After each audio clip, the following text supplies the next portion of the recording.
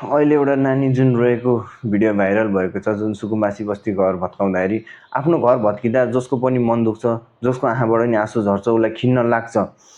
तर त्यो भिडियोलाई, त्यो कुरालाई यति तोडमोड गरेर भनिएको छ कि विभिन्न चर्चभित्र लिएर गएर खेदो खनिरहेको छ के गरेको सरकारले। अरे चर्चको पास्टरको काम भनेको आफ्नो धर्मको पहिचान गर्ने, आफ्नो धर्म जोगाउने, आफ्नो धर्मको सही कुरालाई व्याख्या गर्ने हो। राजनीति गर्नु छ भने आउनुहोस् राजनीतिमा, राजनीति गर्नुहोस्, त्यहाँबाट राजनीति हुन्छ।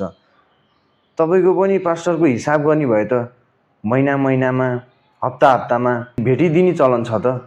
चर्चमा गएपछि आफ्नो स्वेच्छा भेटिदिन पर्ने हुन्छ। ती भेटीको विवरणहरू तपाईँले सङ्कलन गरेर बुझाउन सक्नुहुन्छ?